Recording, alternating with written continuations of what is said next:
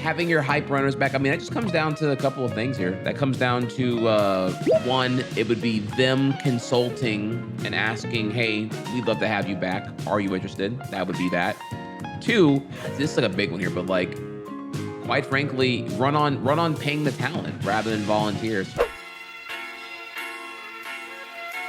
If they pivoted from a volunteer basis to like, okay, you all the talent, and there's like some, we're gonna acknowledge here that y'all have some leverage in what y'all are providing for value for the marathon, that would be something here. But like, you're volunteering to do the run, you get a complimentary badge if you're attending in person, and that's really about it. Like, everything else is on you. Like, flight, hotels, all you. Like, it's like really, really, I ain't gonna lie to you, bro. I mean, you kind of want to have like $1,000 put aside to go out there to do the run.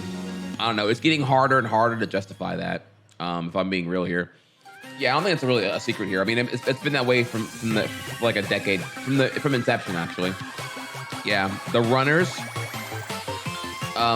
staff are, of course, it's a nonprofit, but they still like pay everyone there. So, no, I agree. Remote runner is boring because it's just like another stream. No, I totally understand.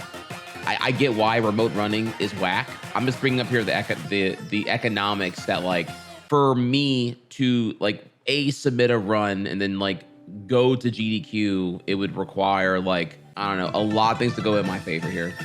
I think it'd just be easier if I was just like, doing better on Twitch. Like if the view count was fat, the sub count was fat, and everything else here, I'd be like, okay, whatever. Like I would be able to eat more of that stuff there, but because I'm not quite there anymore, it's more like I need to be more particular about what opportunities I take, and figure out like, well, quite frankly, I can address here, is the system here weird? It is weird.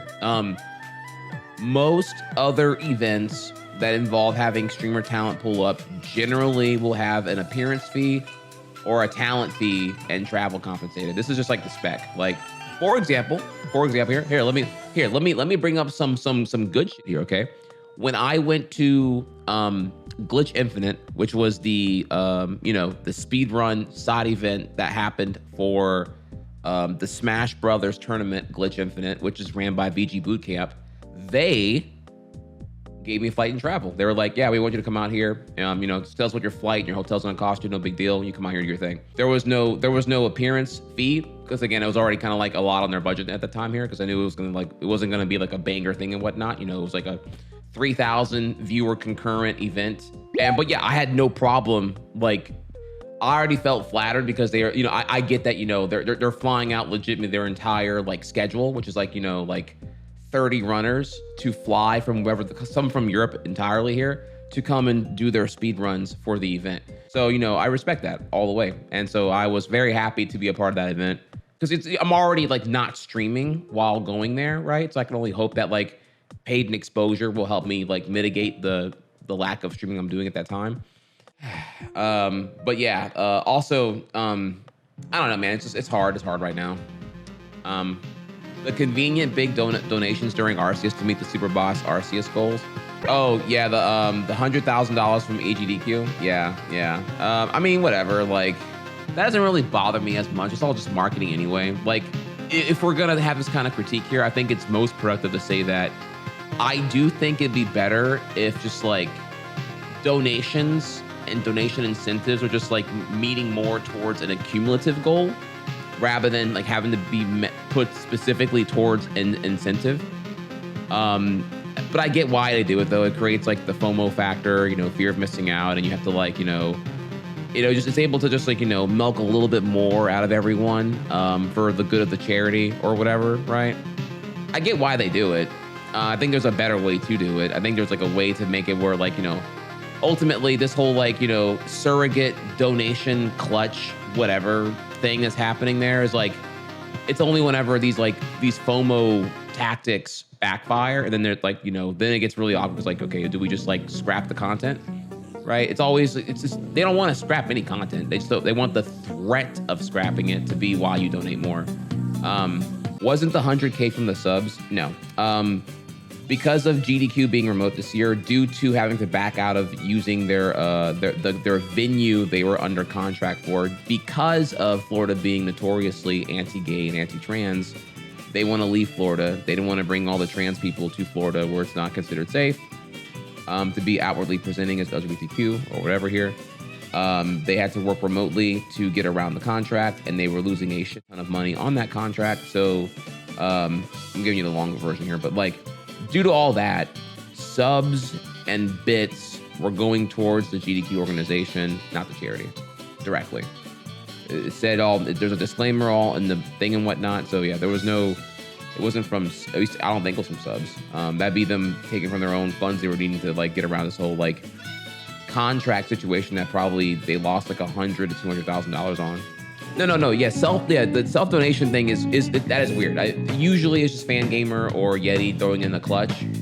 It just seems really, ultimately it's like when you think about it, you have a run, right? You're gonna do, I don't know, Luigi's Mansion Dark Moon on 3DS. When you're the bonus run, the run it needs like you need to have like a, I don't know, like a $100,000 to have your run added to the schedule. You were accepted. You know what's going on here.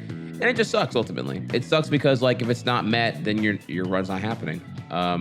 Which, I mean, technically, you were accepted as being a bonus incentive run, and you gotta, like, just hold that L. But, of course, that scenario's fucking garbage, and nobody wants it to happen to them. So they're gonna work really hard to, again, use that tactic of, like, hey, this run could not happen. But they ultimately are gonna want to do it here, right? So, I don't know. Are you ever gonna run at GDQ again? Yeah, I mean, dude, I literally did commentary this time around here. Again, the whole thing is I'm down. It's just if the sub count for Trihex got fat again, we're back to 2K subs rather than coasting around, 1.2K or whatever. If we were back to 2K subs and I was able to really start saving more money as a buffer to be able to like do more, then yeah, I would totally, yeah, it would be easier. Also haven't had anything to really submit. I haven't I think Frog Gun is lit, ultimately, but I didn't want to commit to submitting Frog Gun. Actually, I almost did, but I thought Trader was a better runner, far better than me, and I thought it'd be better for him to do it than me. So I encouraged Trader to submit Frog Gun and actually got accepted.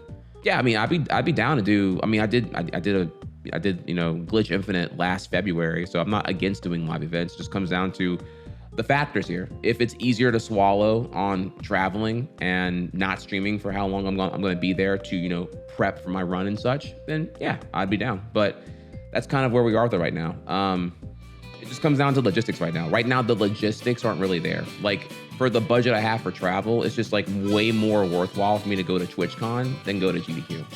Don't you also get a lot of exposure going to GDQ? That's how I found out about it years ago. You and Caleb arm wrestling. You got me as a sub out of that. So it is true. You can get paid in exposure.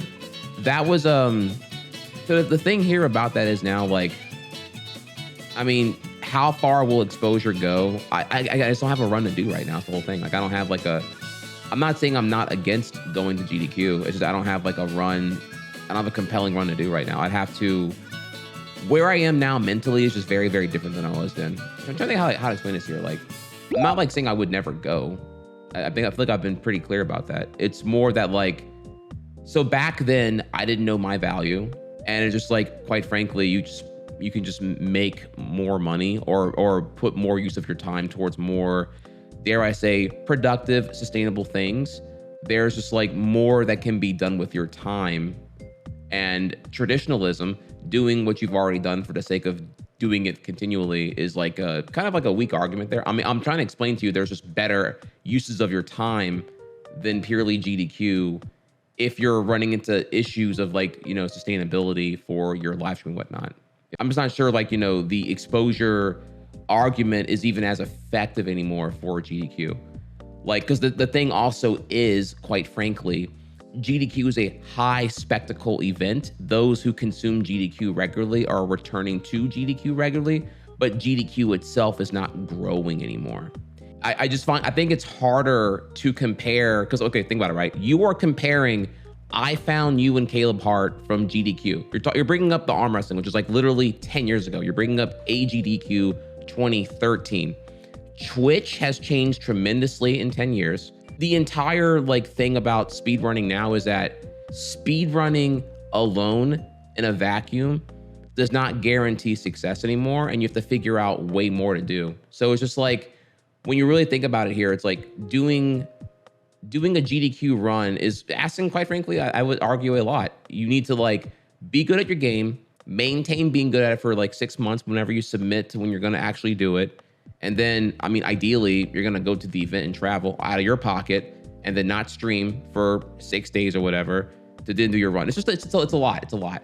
So whenever I did it, 10 years ago, I would argue that just like speed running on your own, getting world record was an automatic one-way trip to success, revenue, viewership, attention, retention, etc. These days now, you get world record in Dark Souls 2. It doesn't automatically equate to like being, bankable, consistent revenue. Like being the best at a game now is no longer an automatic recipe for streaming success. We're no longer in 2013.